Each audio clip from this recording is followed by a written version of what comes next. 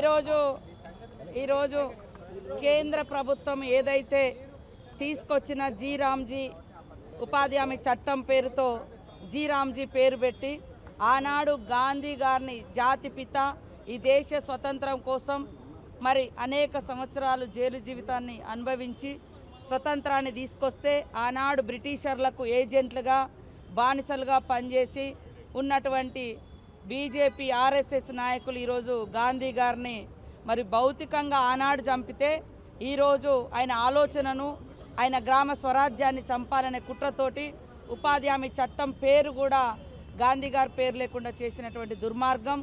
ఆ రోజు మరి మా సోనియమ్మ గారు, మా కాంగ్రెస్ ప్రభుత్వం, కాంగ్రెస్ అలయన్స్ ప్రభుత్వం, ఈనాటి మన కొప్పుల రాజు లాంటి మరి ప్రిన్సిపల్ సెక్రటరీగా వారు ఉమ్మడి రాష్ట్రంలో పేదలకు ఉపాధి హామీ ఉండాలి, అదొక హక్కుగా పని కల్పించాలని కొత్త చట్టం తీసుకొచ్చి ఆనాడు నుంచి ఈనాటి వరకు 100 రోజుల పని హక్కు కల్పిస్తే బీజేపీ వచ్చిన కాడ నుంచి రోజు రోజుకు పని దినాలు తగ్గించి పని లేకుండా చేస్తూ ఈరోజు లాస్ట్కు పేరే తీసేసి ఇవాళ ఇంత దుర్మార్గంగా చేయడం అనేది చాలా దారుణం.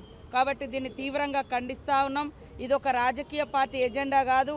రాష్ట్రంలో దేశంలో ఉన్నటువంటి పేదల పక్షాన పోరాడుతున్న సంస్థలు కానీ పార్టీలు కానీ ఖచ్చితంగా బీజేపీ కుట్రపూరితమైనటువంటి కార్పొరేట్ కంపెనీలకు అడవులను దారాదత్తం చేస్తున్నారు.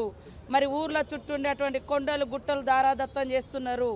మరి లేబర్ బానిసత్వంలోకి ప్రజల్ని పంపించి ఉపాధి అనేది ఒక చట్టంలాగా ఉండేదాన్ని ఈరోజు కార్పొరేట్ కంపెనీల దగ్గర కూలీలుగా మార్చే కుట్రలో భాగమే జీ రామ్జీ చట్టం తీసుకొచ్చిర్రు.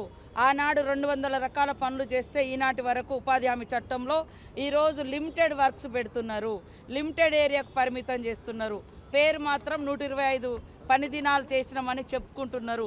ఈరోజు నేను బీజేపీ నాయకులను అడుగుతా ఉన్నా, మీ బీజేపీ ప్రభుత్వ పాలిత రాష్ట్రాలలో ఎన్ని ఉపాధి హామీ పనులు ఎన్ని రోజులు చేసిర్రు? 100 ఎక్కడన్నా చేసిర్రా? కనీసం 60-70 అన్నా చేసిర్రా? చేసిన వాటినే మీరు తగ్గించారు. గతంలో ఉన్నటువంటి పని దినాలను కూడా గత సంవత్సరంతో పోలిస్తే ఈ సంవత్సరం 45 కోట్ల పని దినాలకు తగ్గించిర్రు, తీసేసిర్రు. తెలంగాణలో కూడా 12 కోట్ల పని దినాలు ఉంటే మరి 5 కోట్ల పని దినాలే 5 కోట్ల పని దినాలు కోత పెట్టిర్రు. తర్వాత మేము అంటే అడగడంతో కొంచెం ఒక ₹1 కోటి ఇచ్చినట్టు 1 కోటి పని దినాలు ఇచ్చి మళ్ళీ మిగతా అంతా కోతలు పెట్టిర్రు. కాబట్టి గ్రామాలలో సర్పంచెస్ ఈరోజు మరి అందరూ ప్రమాణ స్వీకారాలు చేస్తున్నారు. రేపు గ్రామాలలో గ్రామ సభల ద్వారా తీర్మానాలు చేస్తారు, ఈ పని చేయాలా ఆ పని చేయాలా. కాబట్టి వీళ్ళు తీసుకొచ్చిన జీ రామ్జీ అంటే కూడా గాడ్సే గారిని చంపిన పేరని ఇప్పుడే తెలుస్తుంది మాకు. ఎంత దుర్మార్గం అండి, ఎంత దుర్మార్గమా! అరే గాంధీ గారు కూడా పాపము మరి గుజరాత్లోనే పుట్టిండు కాడ, అక్కడేమో మరి రాష్ట్రాన్ని దోసుకుంటోళ్ళు, ఆర్థికంగా దోసుకుంటోళ్ళు, పరిపాలన పరంగా దోసుకుంటోళ్ళు అక్కడి నుంచి వస్తే దేశ స్వతంత్రం కోసం సర్వం త్యాగం చేసినటువంటి మహనీయుడు మరి ఇవాళ గాంధీ గారి పేరు లేకుండా గాంధీ గారిని చంపినటువంటి వ్యక్తుల పేర్లను తీసుకొచ్చేటువంటి కుట్ర అనేది ఇది చాలా చాలా ఏహ్యమైనది. దీన్ని తీవ్రంగా ఖండిస్తూ ఉన్నాం. సర్పంచెస్ కూడా ఎక్కడికక్కడ గ్రామ సభలు పెట్టుకొని పని దినాలు, అదేవిధంగా ఫ్లెక్సిబిలిటీ, మనకు అక్కడ ఏం అవసరం ఉంటుందో ఆ పనులు పెట్టుకునే దాన్ని తీర్మానంగా కూడా తీసుకురావాలని తొందరలోనే వాళ్ళకు కూడా మేము ఒక కార్యక్రమాన్ని కూడా ఇవ్వడం జరుగుతుంది. ఇక హరీష్ రావును మించిన తప్పుడు మాటలు, తప్పుడు కూతలు, తప్పుడు ప్రచారం, గోబెల్ ప్రచారం, ఇక దానికి అర్థమే ఉండదు. కాబట్టి వాళ్లకు అధికారం మీద ఉన్నంత ప్రేమ ప్రజల సమస్యల మీద లేదు.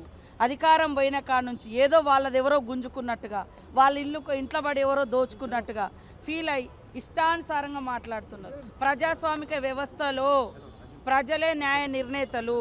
నీకు 10 సంవత్సరాల అవకాశం ఇచ్చిర్రు, ఈరోజు కాంగ్రెస్కి అవకాశం ఇచ్చిర్రు. కాంగ్రెస్ మంచిగా పనిచేయనప్పుడు కాంగ్రెస్ను కూడా దించుతారు.